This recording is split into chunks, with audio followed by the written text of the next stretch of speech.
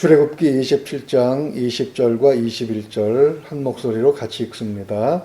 너는 또 이스라엘 자손에게 명령하여 감나무로 짠 순수한 기름을 등불을 위하여 내게로 가져오게 하고 끊이지 않게 등불을 켜되 아론과 그의 아들들로 회막 안 증거궤 앞 회장 밖에서 저녁부터 아침까지 항상 여호와 앞에 그 등불을 보살피게 하라. 이는 이스라엘 자손이 대대로 지킬 규례이니라. 아멘. 구약 성경에는 우리말로 기름이라고 번역할 수 있는 기름의 종류가 여러 가지가 있습니다. 우선 헷갈리지 않도록 자주 함께 등장하는 두 가지 기름에 대해서 먼저 이야기를 해보죠.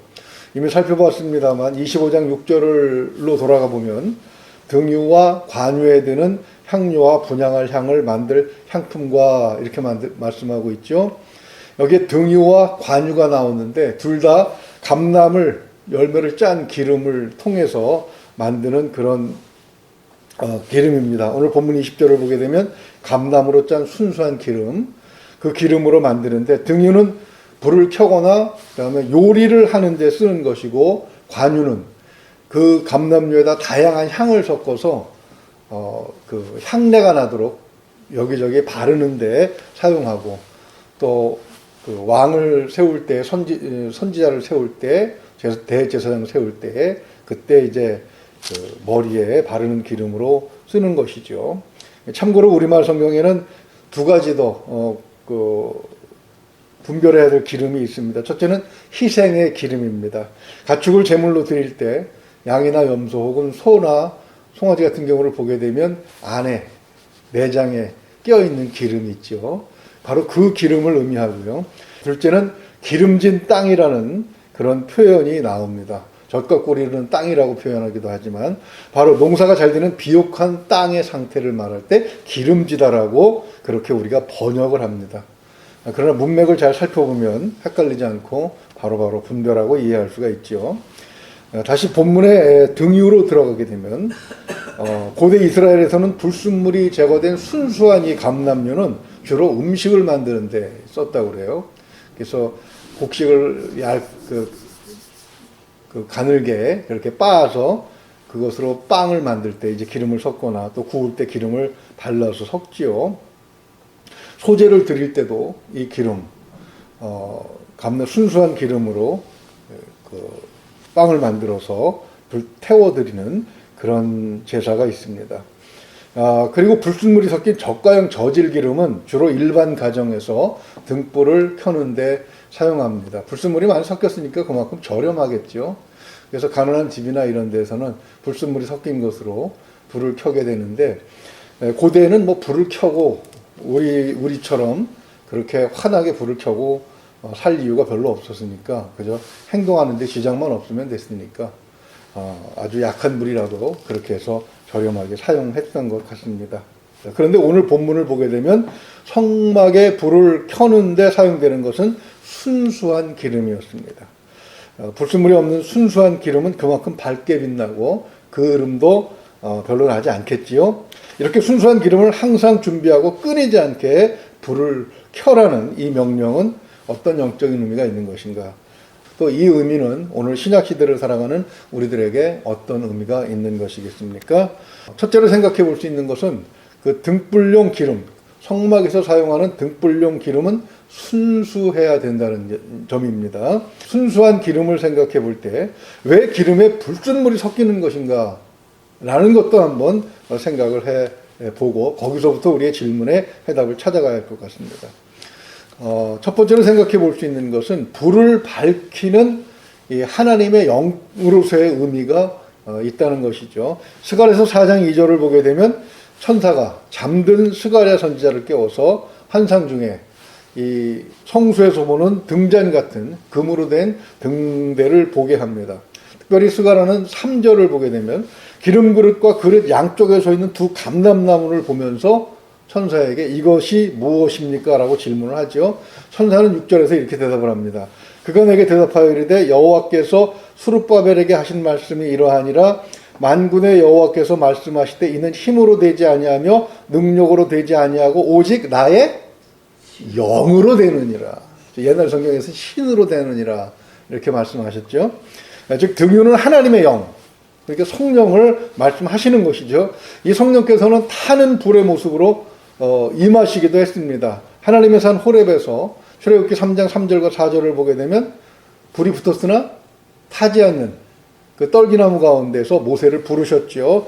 또 하나의 중요한 장면이 있습니다. 사도행전 2장을 보게 되면 3절과 4절에 마치 불에 혀처럼 갈라지는 것들이 그들에게 보여 각 사람 위에 하나씩 그죠 임하여 있더니 그들이 다 성령의 충만함을 받고 성령이 말하게 하심을 따라 다른 언어들로 말하기를 시작하니라. 이런 놀라운 능력이 나타납니다.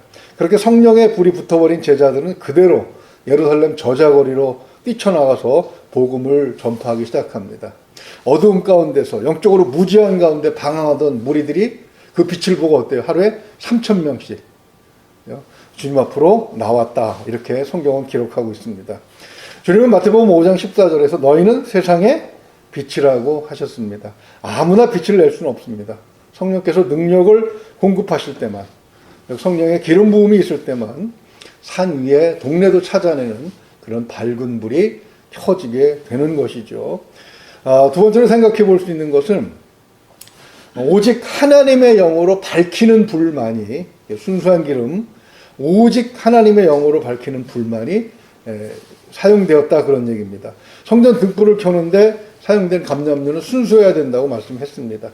불순물이 섞여도 물론 불은 붙습니다만 그러나 불순물이 많을수록 어떻다고요? 빛은 흐려지고 그름도 많이 납니다. 심지어는 심지를 태워먹고 휘 꺼지기까지 합니다. 이것은 오직 성령의 인도하심만 따라 사는 성도의 삶은 아닌 것입니다. 성령 하나님의 인도하심을 따라 빛을 내는 자의 삶을 살아야 제대로 된 빛의 역할을 하게 되는데 이 하나님의 영, 순수한 하나님의 영으로만 살아가는 사람들은 하나님의 은혜를 알고 또 그 받은 기쁜 마음으로 봉사도 하고 전도도 하고 구제도 하고 교회 직분도 잘 수행을 합니다. 그래야만 어려움도 이겨낼 수 있고 또 내가 이렇게 뭔가 영광이 돌아오지 않더라도 하나님 앞에 감사한 마음으로 잘 수행할 수가 있는데 그럼 활기차게 시작을 하지만 조금 지나고 나서 어때요? 불평이 생기고 원망이 생기고 왜 안 알아주냐 그러고 나는 이렇게 열심히 하는데 저 사람들은 왜 아무 일도 안 하면서 뭐 이런 불평들이 나오게 됩니다. 그게 왜 그렇습니까?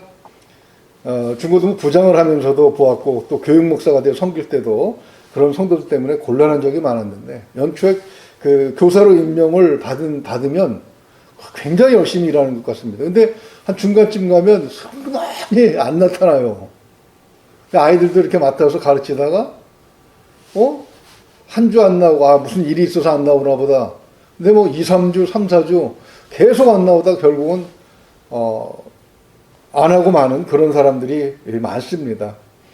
이런 사람들은 성령께서 공급하시는 능력이나 의의가 아니라 자기의 혹은 누군가에게 보이기 위한 그런 의도로 하는 경우가 많죠. 이렇게 불순물이 섞이게 되면 성과도 별로 없고 본인도 힘들고 그리고 불평 같은 것이 나오게 되는 것입니다. 끄름이 나오는 것이죠.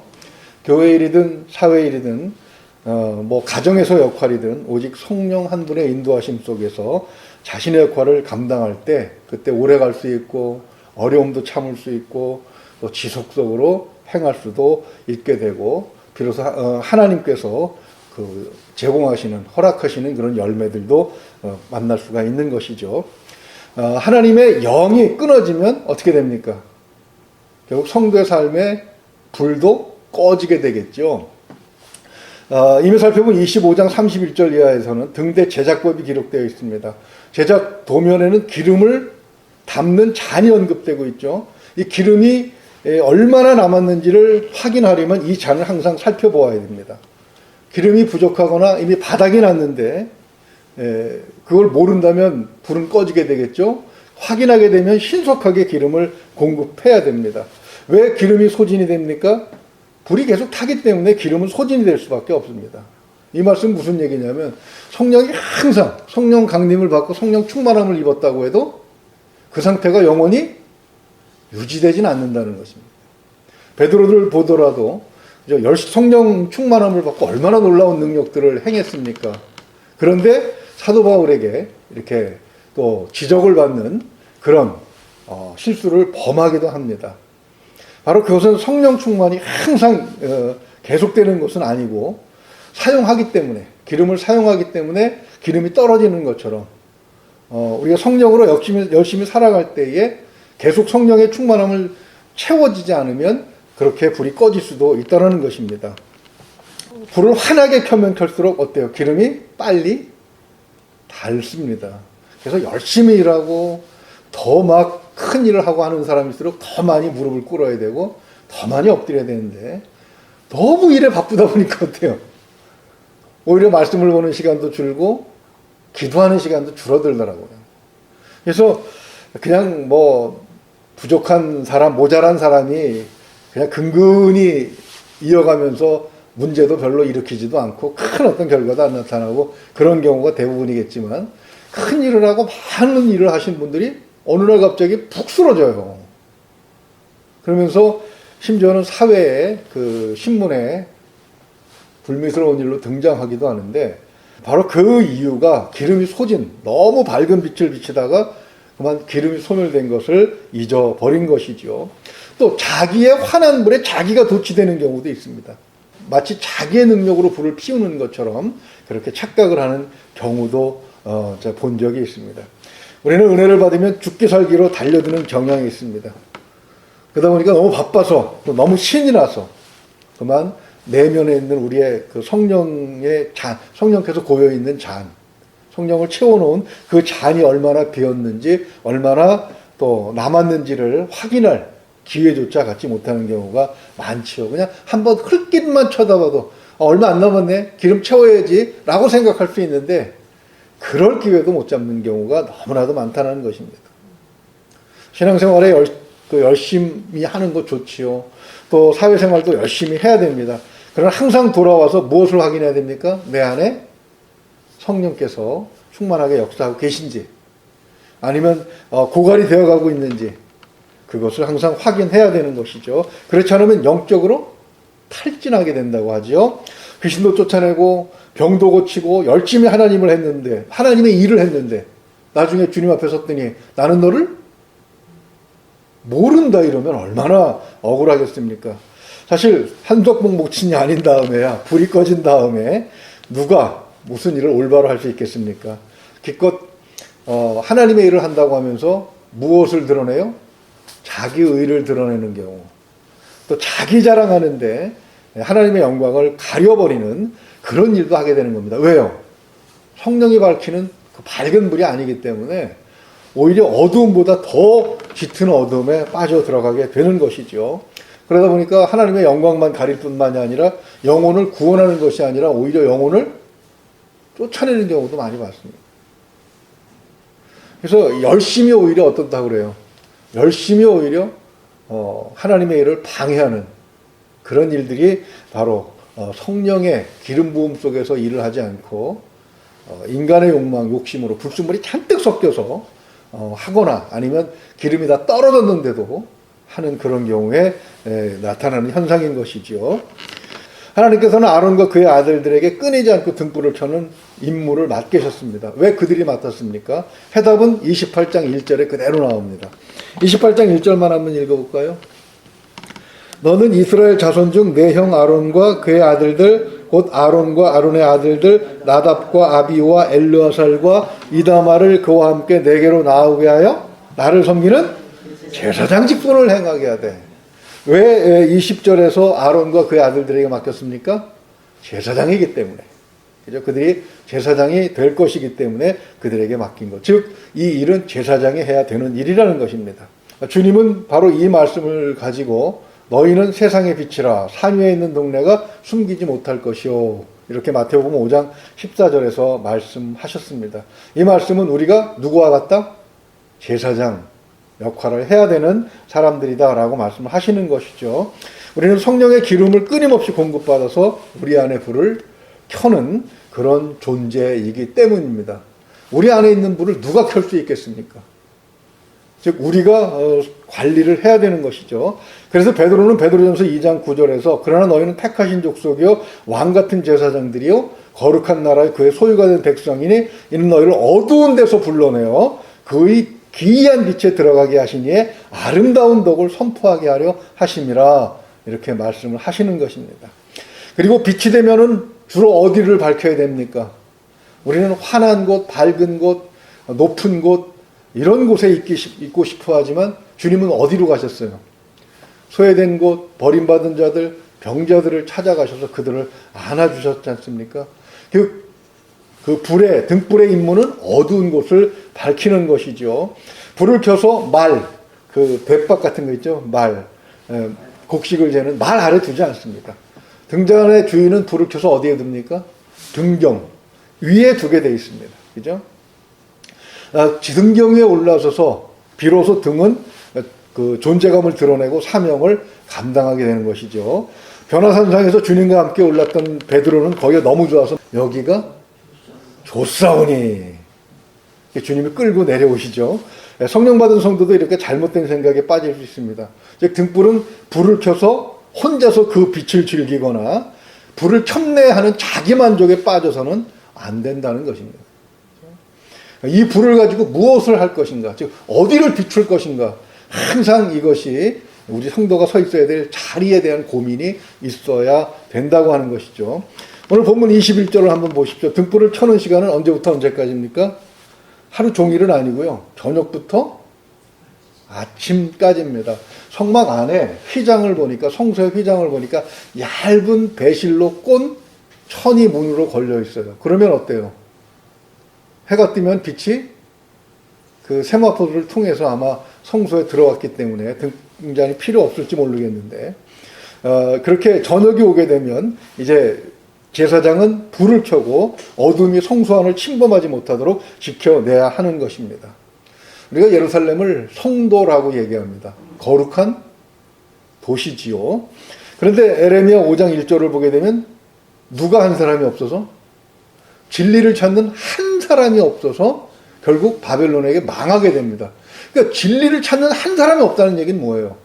예루살렘이 어둠에 완전히 누구도 진리를 찾으러 돌아다닐 수 없을 만큼 완전히 어둠에 잠식되었다는 얘기입니다.